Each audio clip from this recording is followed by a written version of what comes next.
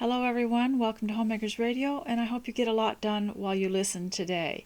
I'm Mrs. Sherman. Please click the link in the description box on the channel and go to the page on which I have embedded this broadcast so that you can see the other things that I include on there. And if you are new here, please also ring the bell and click the notification button over there so that you can be notified when something new comes up. I would love to post every day. I often look at some of the videos that I like, crafts and homemaking and even audiobooks and other things, and see that people post often, and I wonder how in the world they do it. They must have a place to go that stays the same. I don't have a particular studio. Now, I want to talk to you today about self-care for the homemaker. I have a friend, as I've told you, we have long conversations, and she works professionally in caregiving to people who need care in she's in it's kind of a ministry, and they provide their caregivers with vouchers and things for self-care, so that they have to do a certain amount of things that rejuvenate them and give them rest. And so I was thinking today about self-care for the homemaker, because we can't just run off and go spend the night somewhere nice and go on a little excursions, and we most of the time would rather stay home. So how do you find those little moments that reboot yourself and give you back your health? And they all come, I think, under the category of preparation. And that's the first thing I always start out with, is preparation. If you're a homemaker, I think before you get started, you've got to go and take care of your appearance before anything else. And as Fly Lady and Sidetracked Home Executive said in their book, start out with shoes on. Now, they recommend lace-up shoes. I don't. I like the little ankle boots, and I don't want laces around to catch on anything, and I don't want to stop and tie them. So I wear the little boots at home, because they also protect my feet from things that fall in the kitchen or things that I accidentally knock against, and I think they're just healthier for my feet. But self-care for the homemaker is so essential, and one of the things is getting ready and bathing. It's like having a fresh canvas to paint on, if you know what I mean, if you're a painter, or a blank sheet of paper to write a story on or a letter on. And so it's so essential to take care of yourself. Now, I understand, there will be times when you'll have to get up and do things without really feeling prepared, because other needs might just be urgent. And I understand that. But sometime during the day, you do have to go and bathe and dress and fix yourself up and be happy with how you look. Just do your best and be happy with that. And I think self-care also includes, when I write prep, P-R-E-P, that's the first thing on my list, it includes getting yourself bathed and dressed. It includes your exercise, your prayer, and your list. And making your list can balance your mind. And I hate to call this stretching and getting your body fit for the day. I hate to call it exercise, because it's more than that. It's something that is so good for your mind. I even watched a real short, one of those shorts, videos, where a man was telling you what to do if you got a sore shoulder and a neck. Sore neck, shoulder, and I don't know, something else, upper back. And he showed how to take a broomstick and pull it towards you.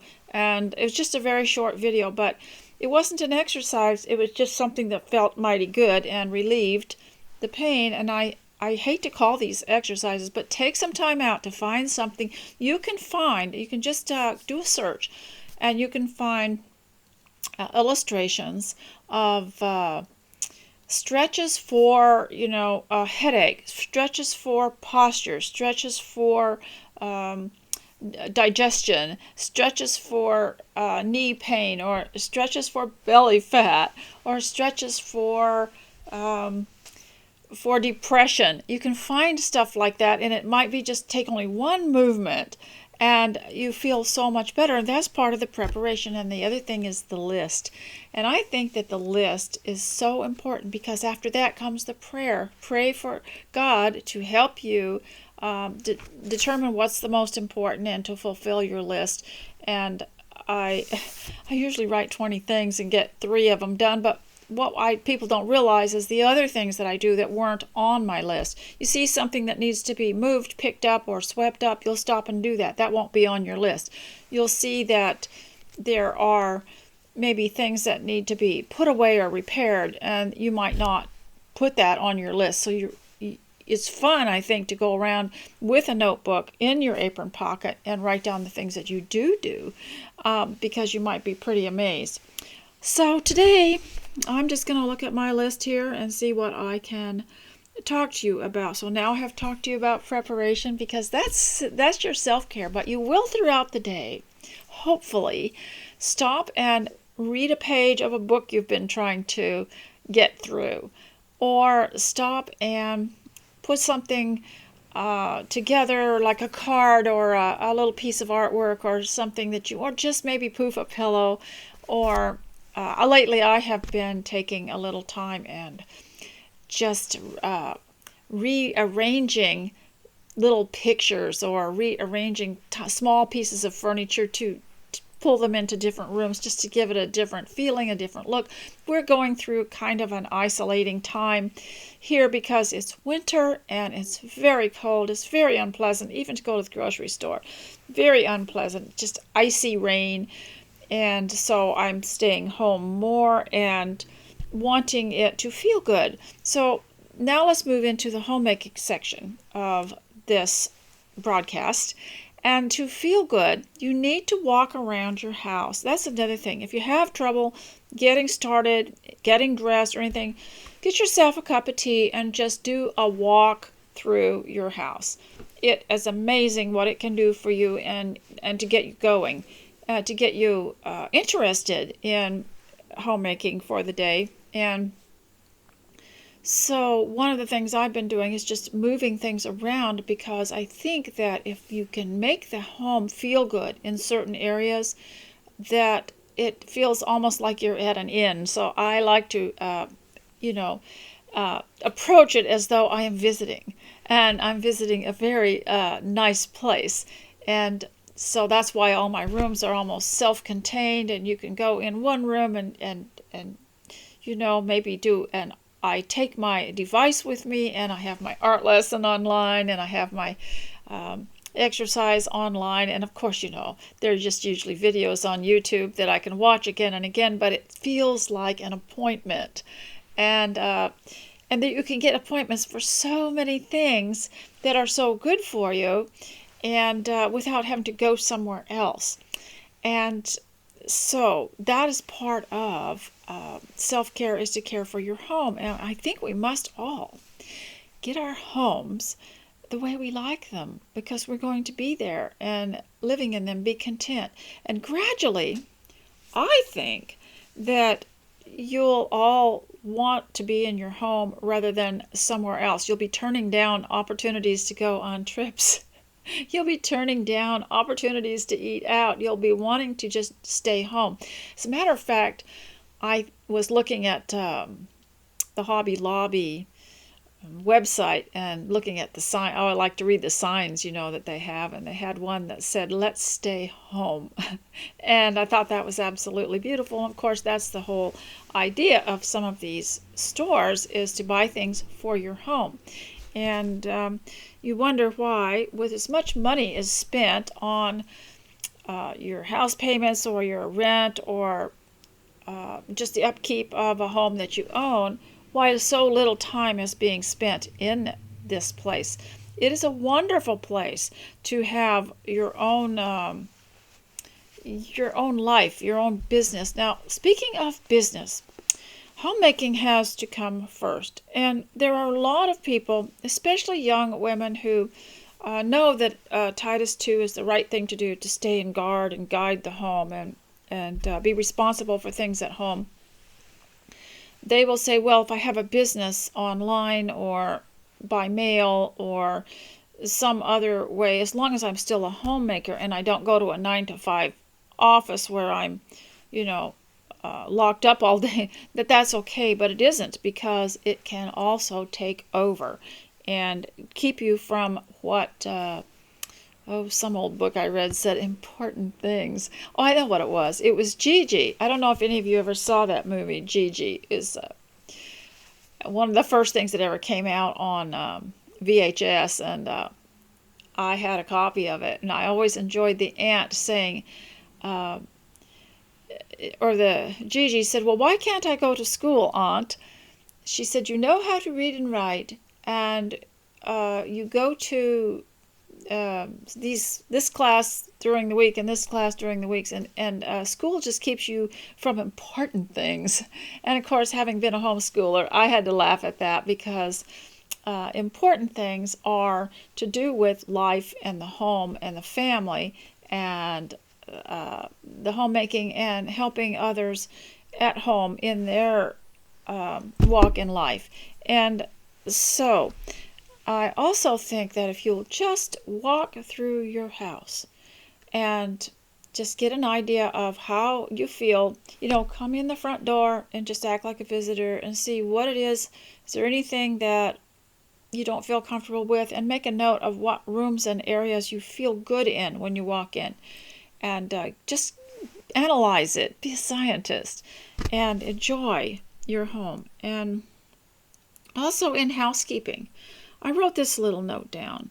Do not compare your housekeeping or your home or your, decorating or whatever you're doing there to anything else or to other people, because comparisons are very distracting.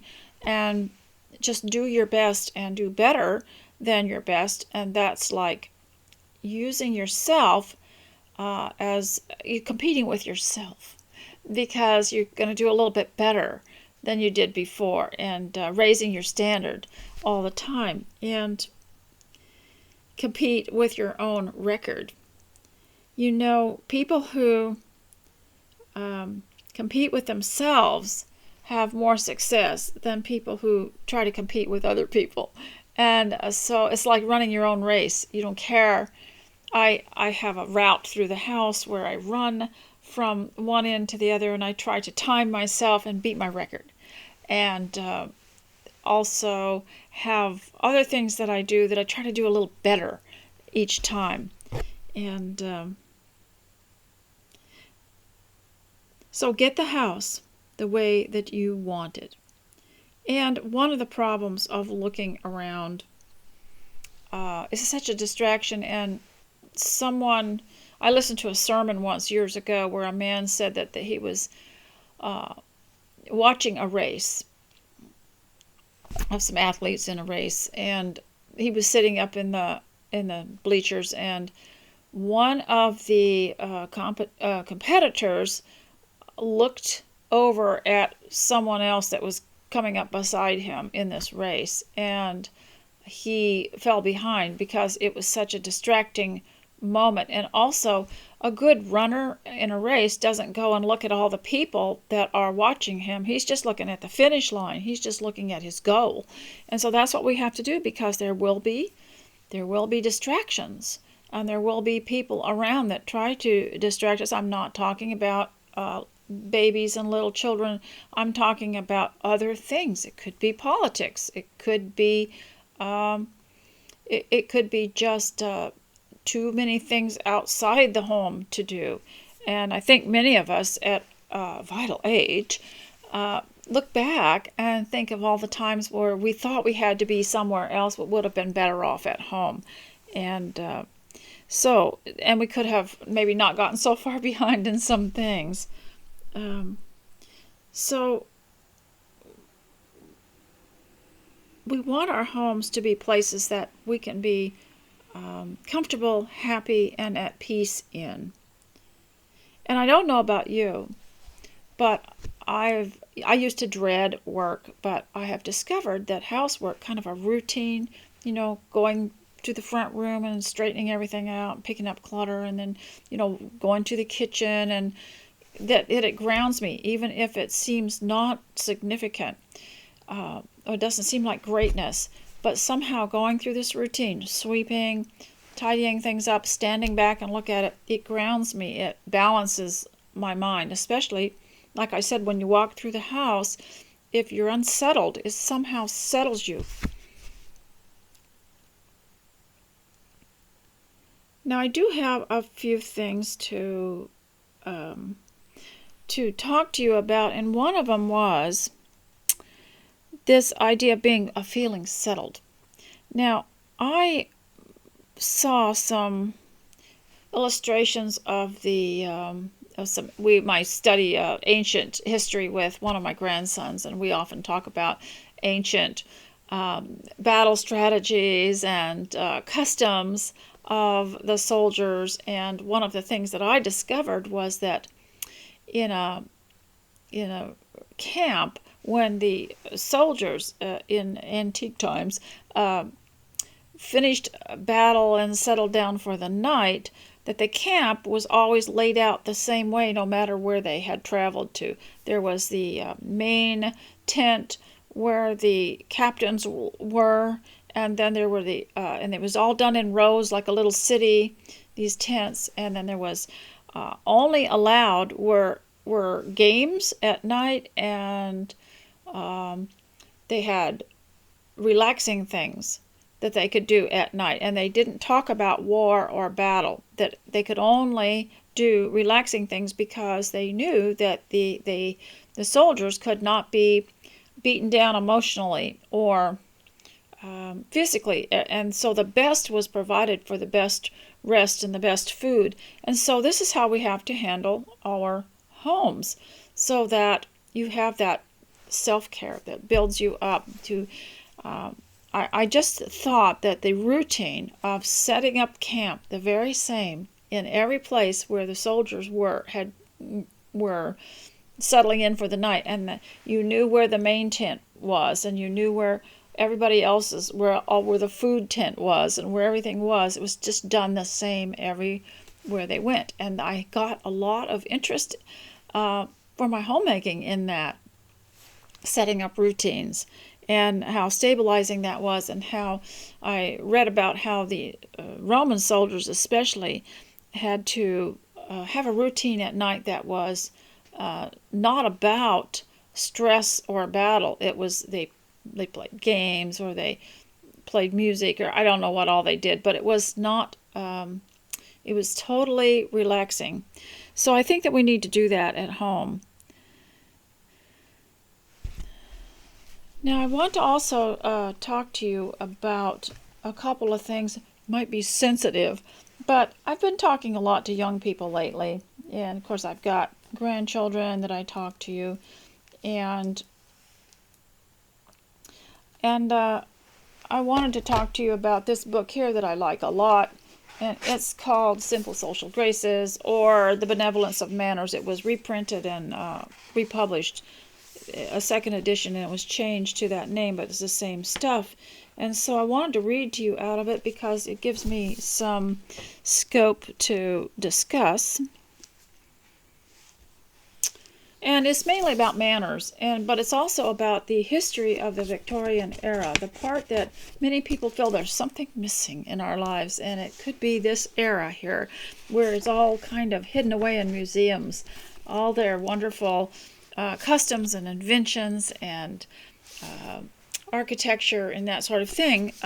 We don't get to see it around us as much as to remind us, what they were like. And this woman, Linda S. Lichter, went and researched it all and wrote a wonderful book about it. So this is called Good Night, All You Ladies. This is a chapter in the book, and I liked it because it was talking about politeness. And in the last edition of Homemakers Radio, I read to you about how the moderns of the early 1900s mocked the Victorians, and she wrote about it in here, how they smashed the Victorian era. in many ways. They got rid of their literature. They got rid of their manners. They got rid of their the kind of clothing. They mocked their clothing. They're still doing it. And mocked their families and their way of life, and said that their standards were too high for even them to live up to. But on page 38 of this edition, called Good Night, All You Ladies. So I will read this to you. Though in England the term lady was originally a title, I have to stop for a minute because I've been listening to audiobooks while I do certain things around here. And the ones by Sally Britton often have the term lady in it, and find them very entertaining. Though in England the term lady was originally a title one had to be born with or to acquire by marriage, in the democracy of America, any woman, we're not a democracy, we are a constitutional republic, and that means that we live by law, and the law is the Constitution. That's what we always turn to, not any particular man. Doesn't matter who's president.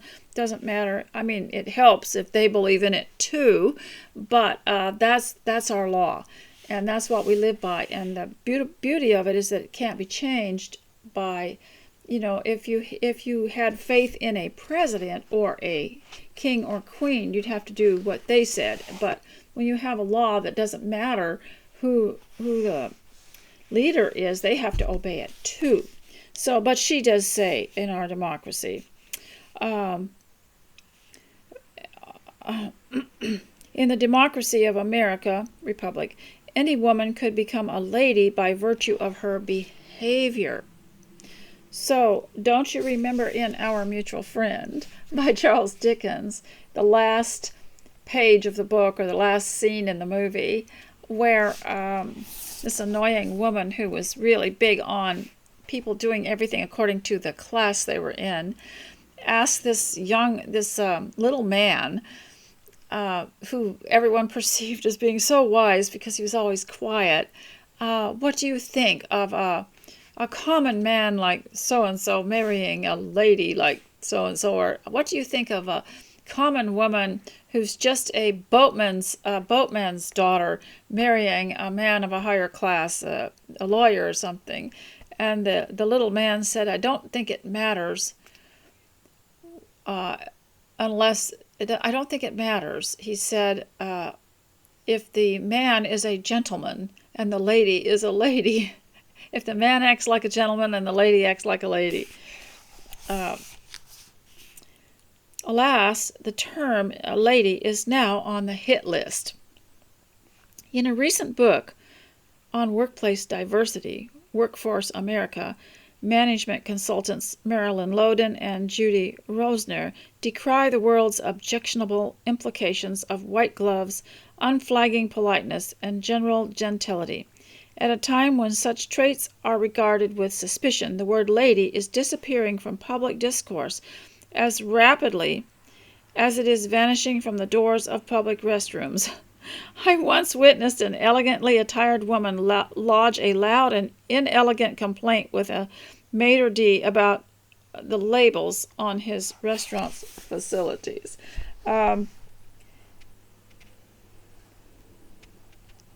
This is an interesting thing that the word lady is disappearing. However, I often hear thank you, sir, when someone opens the door for anyone, and thank you, ma'am, or good day, ma'am. So they still use ma'am and sir around here, at least even in some of the most inelegant places.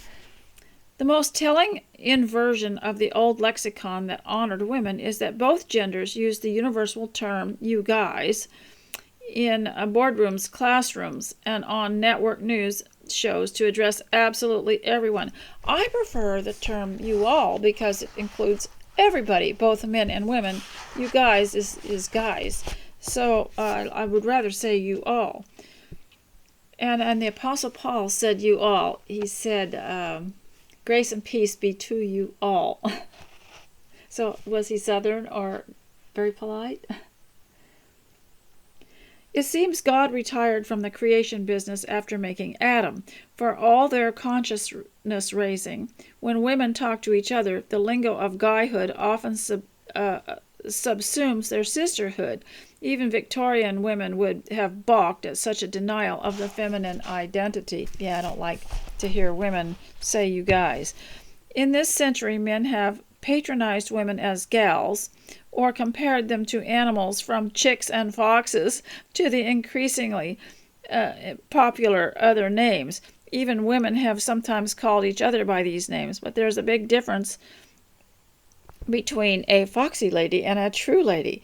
Any of these terms for women would have horrified the residents of an age that even frowned on the word female as insulting, since it describes both higher and lower forms of life. I really like Linda Lichter is very stern in the way that she writes here, and similar to a couple of other books I've read about how the 20th century or 19th century moderns smashed the Victorian niceties, and it's sad, but we're the ones that can bring it back into the home. I was talking to someone else about that recently, about how someone was telling me that someone that's single, that was telling me that he noticed that the young women would not go for a nice man who believed in God and was polite. They'd probably make fun of his manners.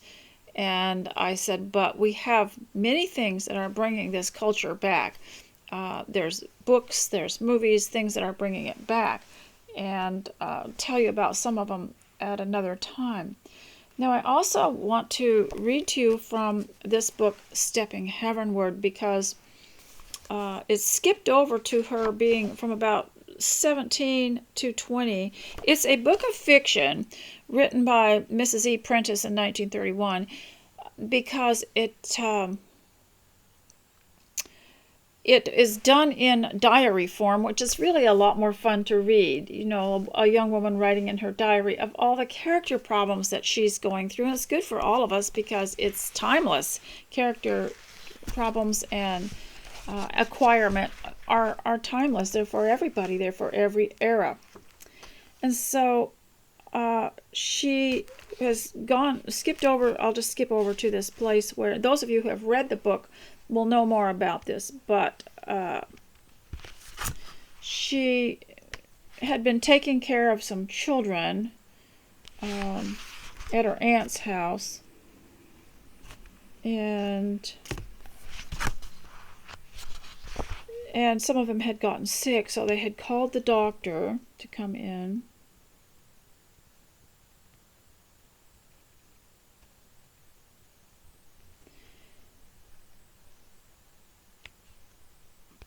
And I'll just start by reading.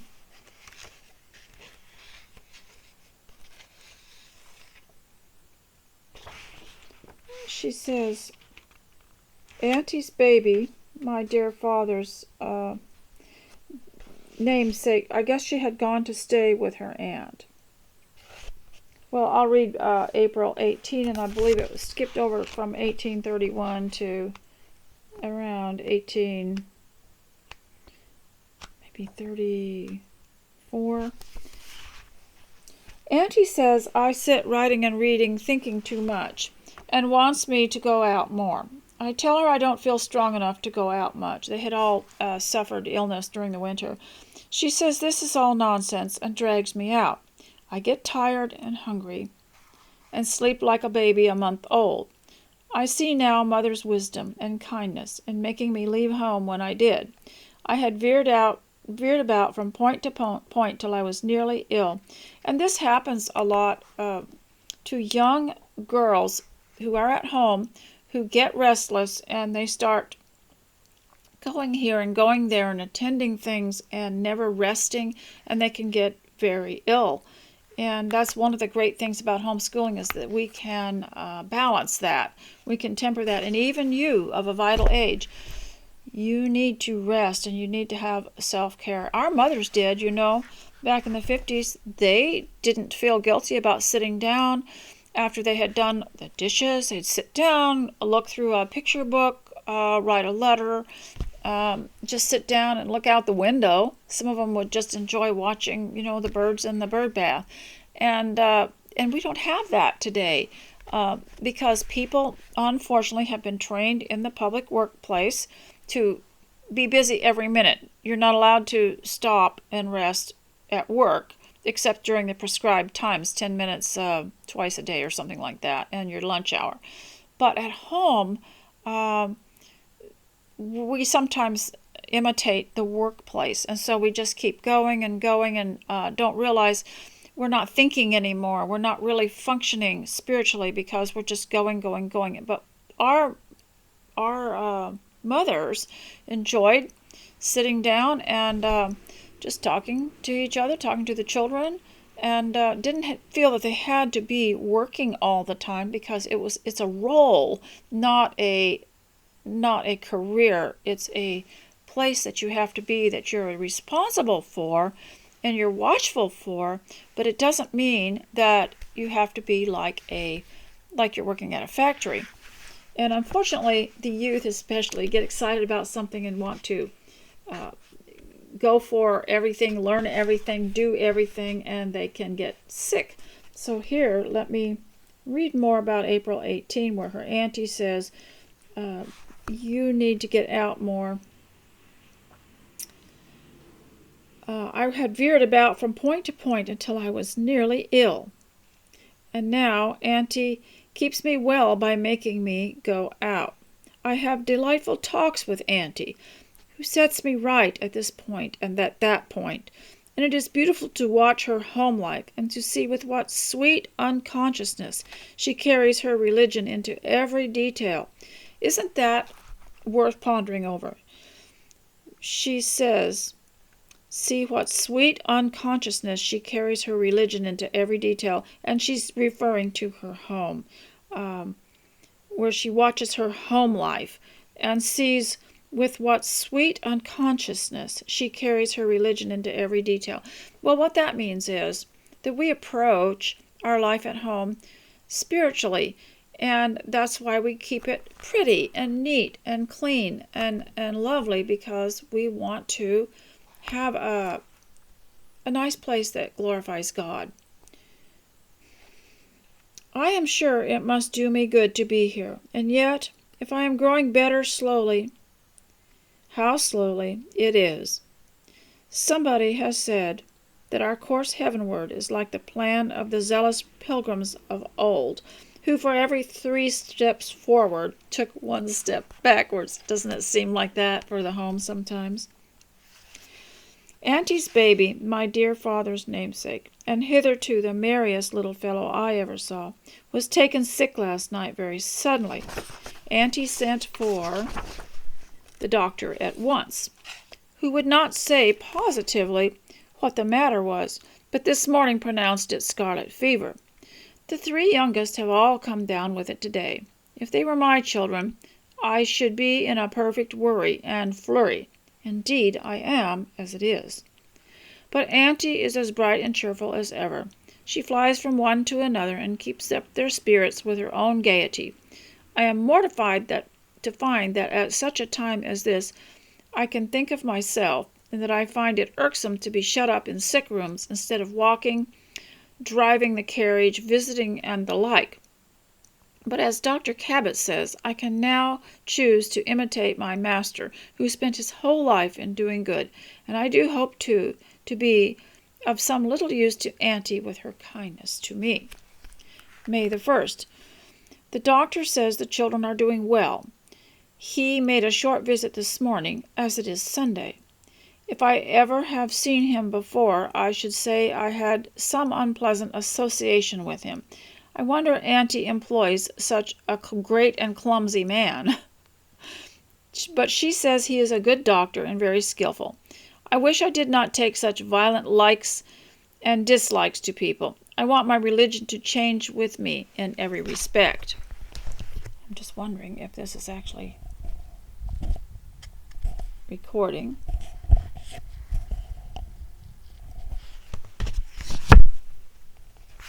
May the 2nd. Oh, I know now. This is the very who was so rude at Sunday school and afterwards made such a nice address to the children. Well, he may know how to speak in public, but I'm sure he doesn't in private. I never knew such a rude man. I think she's referring to this doctor. I have my hands full, as full as they can hold. The children have got so fond of me, and one or the other is in my lap nearly all the time.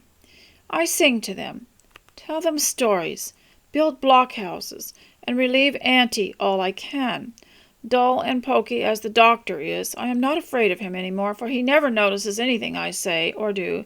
So while he is holding solemn consultations with Auntie in one corner, I can sing and talk all sorts of nonsense to my little pets in mine.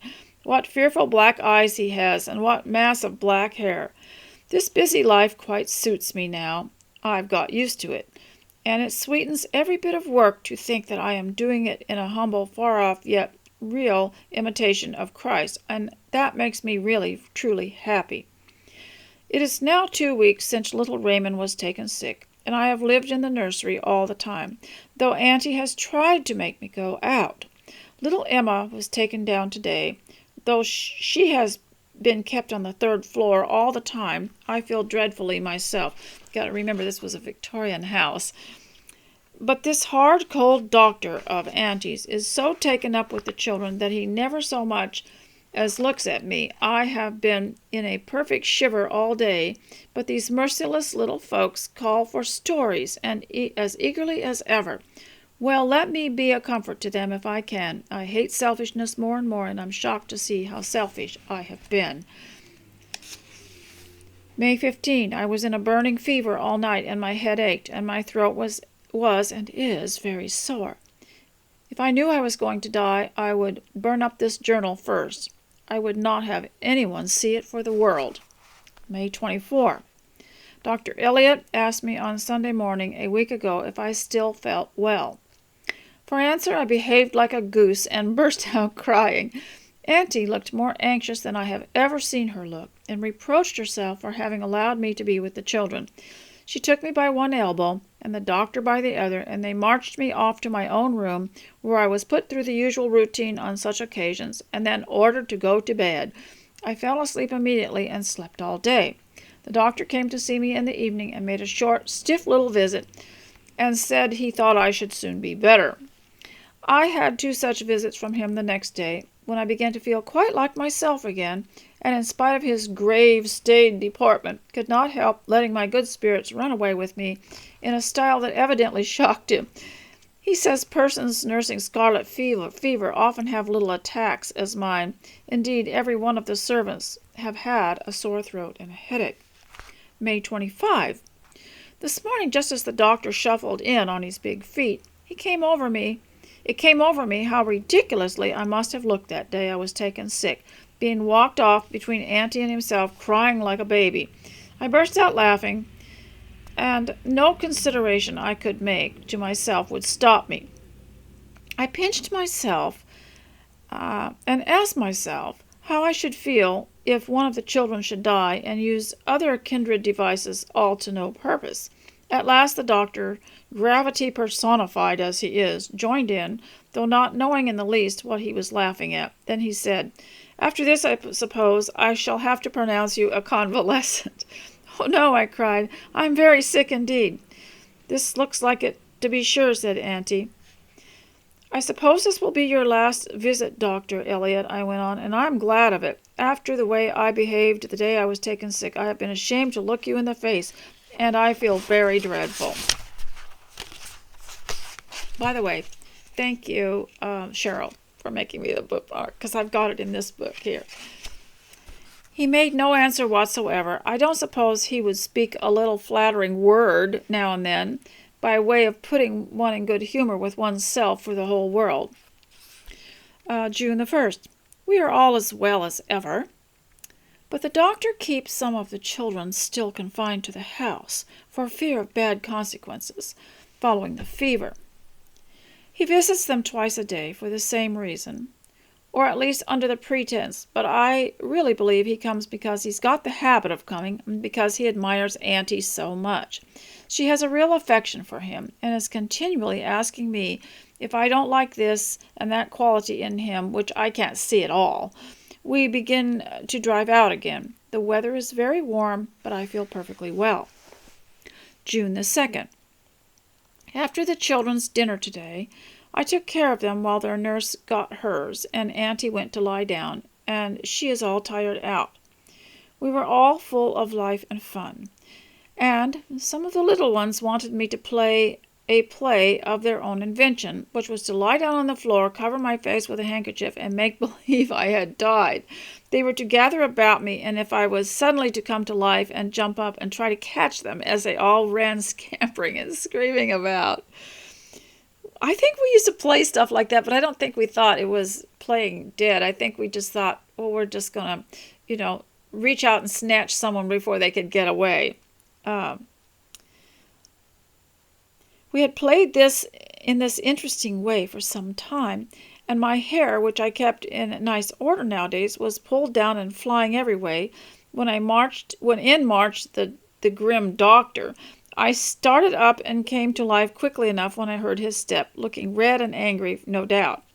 I think you might have knocked, Dr. Elliot, I said with much displeasure. I ask your pardon. I knocked several times, he returned, and I need hardly to ask how my little patients are. No, I replied, still ruffled, amid making desperate efforts to get my hair into some kind of order. They are all as well as possible. I came a little earlier than usual today, he went on, because I am called to visit my uncle, Dr. Cabot, who is in a very critical state of health. Dr. Cabot, I repeated, bursting into tears. Compose yourselves, I entreat, he said. I hope that I may be able to relieve him, at all events. At all events, if you let him die, it will break my heart, I cried passionately. Don't wait another moment. Go this instant. I cannot go this instant, he replied. The boat does not leave until 4 o'clock. And if I may be allowed, as a physician, to say one word that my brief acquaintance hardly justifies, I do wish to warn you that unless you acquire more self-control. Oh, I know that I have a quick temper, and that I spoke very rudely to you just now, I interrupted, not a little startled by the seriousness of his manner. I did not refer to your temper, he said. I meant your whole passionate nature, your vehement loves and hates, your ecstasies and your despondencies, and your disposition to throw yourself headlong into whatever interests you. Yes, I've heard a lot of mothers say that their daughters will find an interest and just work it to death until they find something else, just give it everything.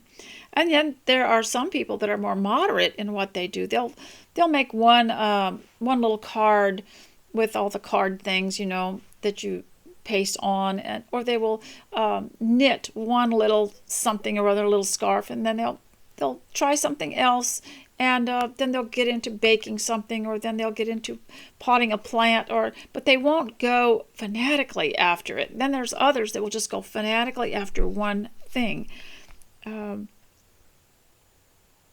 I would rather have too little self-control, I retorted resentfully, than to be as cold as a stone and as hard as a rock and as silent as the grave, like some people I know. She's mocking the doctor. His countenance fell. He looked disappointed, even pained. I shall probably see your mother, he said, turning to go in. Your aunt wishes me to call on her. Have you any message? No, I said. Another pained, disappointed look made me begin to recollect myself. I was sorry, oh so sorry, for my rudeness. I ran after him into the hall, my eyes full of tears, holding out both hands, which he took in both of his. Don't go until you have forgiven me for being so angry, I cried. Indeed, Dr. Elliot, though you not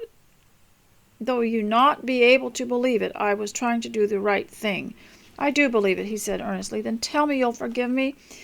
If I once begin, I shall be tempted to tell you something, he said, looking at me through and through with those great dusky eyes. And I will tell it, he went on, his grasp on my hands growing firmer. It is easy to forgive when one loves. He pulled my hands away, and I burst out crying again. "Oh, Dr. Elliot, this is dreadful," I said. You cannot love me. You are much older than I am. You are grave and silent. You're not in earnest, are you?" "I am only too much so," he said, and went quickly out. I went back into the nursery. The children rushed upon me, insisted I should play die, and let them pull me about as they pleased. I only wished I could play it in earnest. So this is getting interesting, and we will see what happens. But often, young girls overlook some of the quieter, eligible young men that don't seem to be too dynamic, but really have good judgment in their lives, have their lives in order. And so that is one of the problems. But it always has been. There's always been that situation. Now, I also want to talk a little bit about this book. I won't read from it, but I wanted to talk about it, Wives and Daughters, because I have always wanted to analyze Cynthia in here, because when I get to the people part and I talk about people in home living and in Homemakers Radio, I think that it's worth looking at her and analyzing her, and that is that she started out her life with the Gibsons having a secret, and how these secrets affected everyone around them, because soon she had to have Molly help her keep the secret. So Molly was keeping a secret from her father. In fact, that book, if it were named a different name, would have been Secrets and something else, because everybody seemed to have a secret, and it was starting to affect everyone else. And it showed these characters learning their lessons and growing up and learning how to behave so that they wouldn't have to have secrets. And so I wanted to analyze her and the influence of her secrets, and how she had gotten herself secretly engaged to someone, and then she had to keep it a secret from her mother, keep it a secret from Mr. Gibson, and from his daughter Molly, and then she had to keep it a secret from everybody. And eventually it all came to light and really hurt her mother. But these are good stories to analyze, because they teach us great lessons. And especially you who are homeschooling, you need stories like this, and you need those movies, because they show the consequences of people's actions, and show the rewards of those who stay faithful to their good character. But you cannot ever take a book like this and hand it to somebody and say, read this.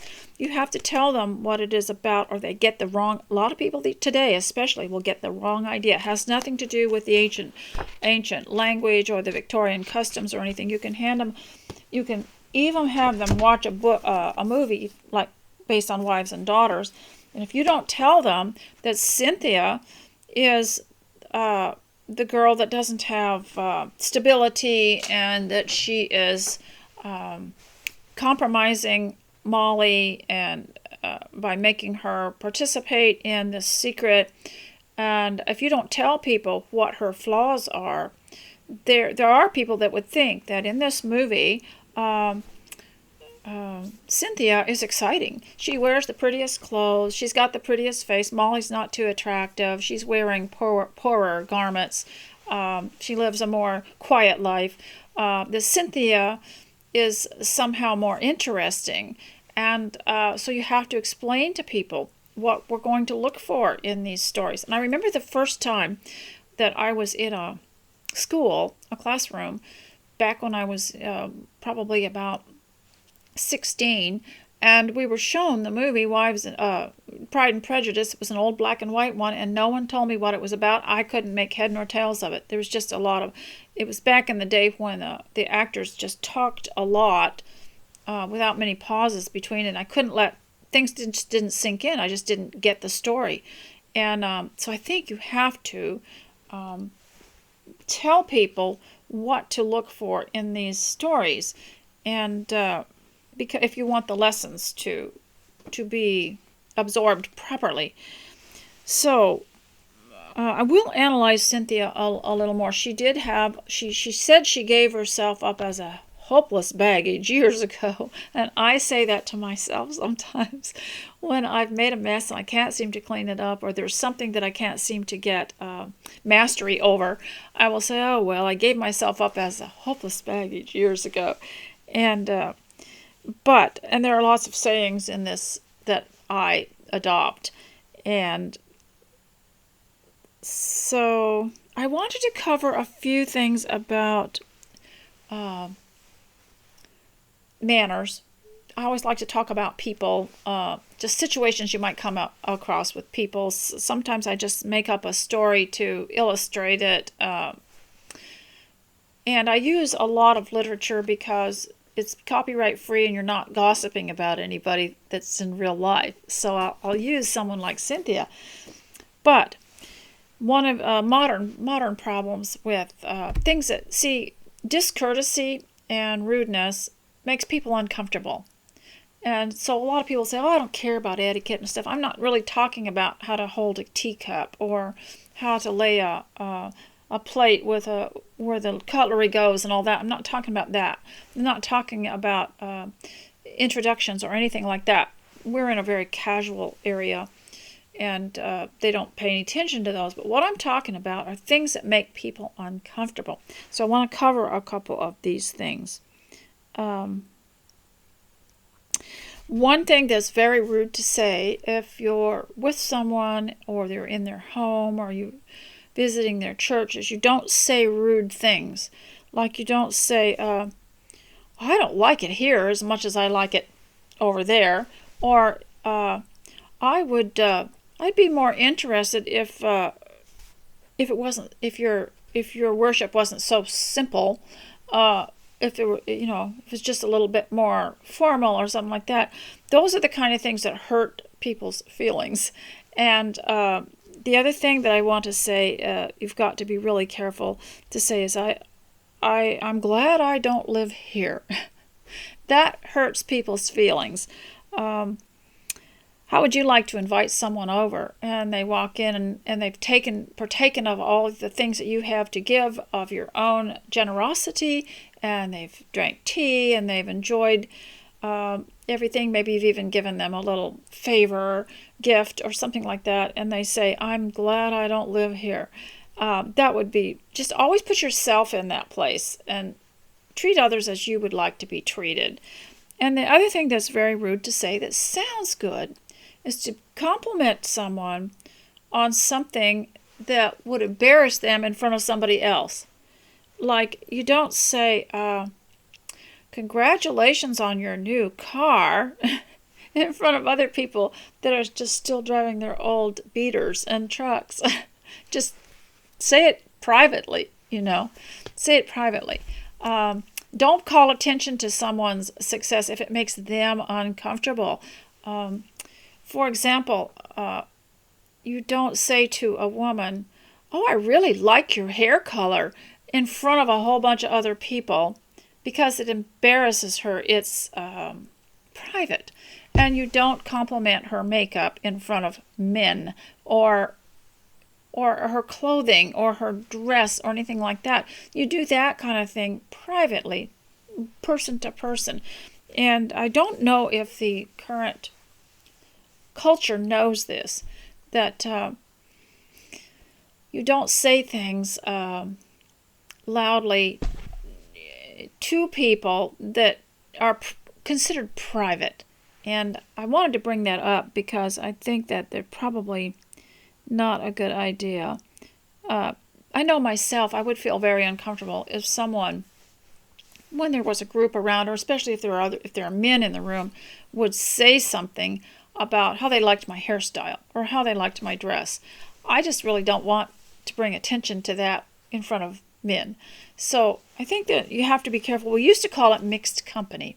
There are certain things you wouldn't say in mixed company. Also, in front of children, it's also very rude to bring up really risque, tragic news reports that would give kids nightmares. You don't talk about things that are scary or macabre in front of little children. And there are some types of crimes that are reported loudly on the news stations that you don't repeat in front of women and children. They're supposed to, because they have a sensitive nature, and also because we don't want to sully their minds with things that are not pure. And then see that the other thing, oh, I've mentioned this before, but some of you who are new here have not heard it, and that is avoid organ recitals. And that means, and women, well, men are just as bad at it, and you don't get in a group and talk in front of people about the nature and condition of your organs, your heart, your liver, your just anything else that's wrong with you, or how much surgeries you have had. Now, one-on-one, people are free to talk to their best friend about all this stuff and all the details, but in a group, in front of children and women, there are some things we don't, and women are really need to be more careful about it. Not to talk about personal things, even in front of other women, that involve private bodily functions, and just intimate things, including anything to do with clothing. Or now, I did hear somebody talking about support stockings. That's not so bad, but even then, if you give a little on some of these things, then people become less courteous and become more relaxed and start talking about other things. And like I say, one-on-one may be okay, but in front of other people, I think we have to be careful. And I'll never forget, I think it must have, this started way back in the 60s and 70s, this openness, and it might have started when they were smashing the Victorian era, but they called the Victorians prudes because they just wouldn't talk about everything in public. But I'll never forget a girl who had gotten a hold of a book on applying makeup and hairstyles and things like that, and she was reading it aloud in front of her boyfriend, and I just cringed. But people don't seem to mind doing that. But for those of us who want to do a little better and have a clear conscience, I think it's important to know things like this. And you can get a hold of there was a etiquette book years ago by Judith Martin, and I've forgotten what the name of it was, but she was quite sarcastic about people, and it was done in the 80s, and she was quite sarcastic about the way people would talk about some of these personal things and ask personal questions. And she said what you could do was look at them and said, now, why would you say something like that? But I can't even do that. So, ladies, I hope that something that I have said today might have helped you get a few things done. I have so much more that I could talk to you about, and I always say I will come here more often. I always say I will, but I never do.